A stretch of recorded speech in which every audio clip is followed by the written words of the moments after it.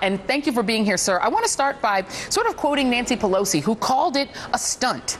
So if it's a stunt, this select committee, why on earth would Democrats be a part of it? Well, let me say, first of all, it is a stunt. It's absolutely being done by the Republicans to play to their base, to try to fundraise off it. You know, it's really interesting. We had an Iraq war, which was fed to us on a lie by the Bush administration. 4,000 Americans were killed. The Republicans not once asked for any kind of an investigation on that. But on Benghazi, I guess they want to beat the record of the Affordable Health Care Act, where we have voted to repeal it 40 or 50 times. I think they want to just keep doing this again.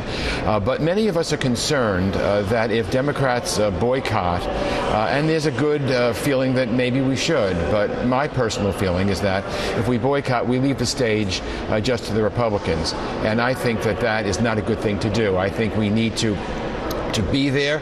We need to, I think the right is on our side, and I think that we need to let the American public know every single day that this is a kangaroo court. It's absolutely ridiculous. They're using this to try to tear Hillary Clinton down, and solely for political purposes. It's a cheap ruse and shot, but we need to call them out on it every single day. But, you know, that raises the question, sir, of whether or not Democrats couldn't call them out on it without sitting on it and allowing Republicans to say, this is a bipartisan court. I mean, this is a bipartisan inquiry. This isn't just us. Here are the Democrats. I want to play you what Debbie Wasserman Schultz, who, of course, represents not just herself and her district, but the DNC as well. This is what she said on CNN about whether to participate. Take a listen.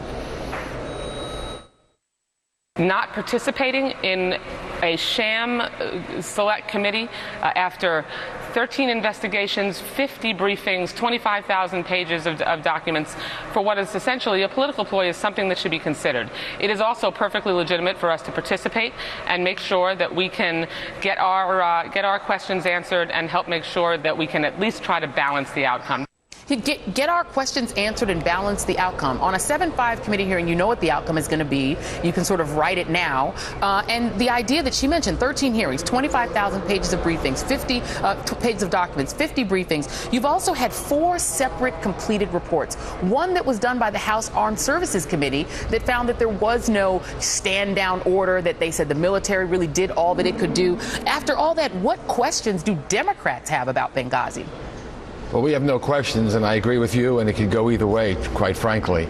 But I always think it's better to be in the fray. You know, the Joan McCarthy hearings that were held many, many years ago, the one sentence that everybody remembers from it is, "Sir, have you no shame?"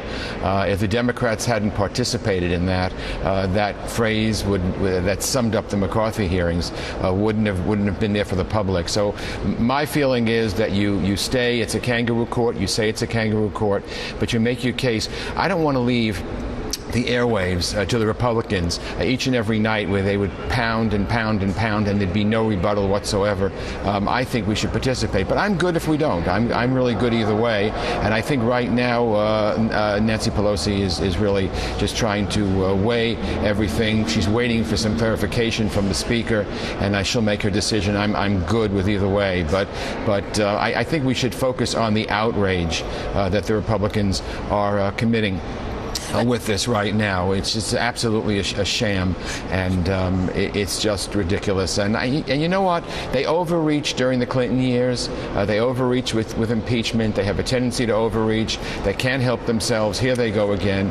Let them overreach. And I think the American public, with us being there, I think, will make the decision. Right. We'll make our case to the public, and I think we'll win. And, sir, I mean, you know, we just put up sort of this glossy picture that was put out, almost like a marketing piece, about the Republicans who won the lottery to get on this committee. The New York Times reporting that half the House was clamoring to get onto this committee, which shows how politically valuable they think it is. And I would wonder, just as an exit question, you quoted "in the end, have you no shame," the famous line from the Army McCarthy hearings. But sir, I would submit to you that the person who said that was the counsel for the Army. It was not a Democrat sitting on the panel. That came from the witness chair. Would it not, sir, be better for Democrats to let the witnesses take apart this sham, as you call it, rather than having Democrats try to do it? Well, again, I think you can make a case either way. The thing that I think that we all agree is that we should not let them have the whole playing field for themselves. when they could try to spin this off as some kind of a legitimate investigation. You know, this was a terrible tragedy. 4 Americans died, including the ambassador, and they want to make political hay out of it. I just think it speaks for itself. You know, there was a panel that was convened by Mr. Pickering and Admiral Mullen. Hillary Clinton implemented every single recommendation that this panel asked for, and then some. So, you know, again, this is making a mountain out of a molehill, and it's shameful. I really think it's shameful to use the ambassador's death and the deaths of 4 Americans for political posturing. There's no reason for it, and even the speaker, as you pointed out, not long ago said that he wouldn't go down that direction. So whatever the leader decides, I think we'll go along with it, and I think you'll see that Democrats, whether we're in or we're out, I think Democrats will have our voices heard. I personally feel that if we're in, our voices are heard better, but you know, you can make the other argument, and I think that's okay. All right, thank you so much, Congressman Elliot Engel of New York, and thank you, sir, for reminding folks that there are 4 people whose deaths are at the center of this, and it is a shame for that to be politicized. Thank you, sir. Thank you.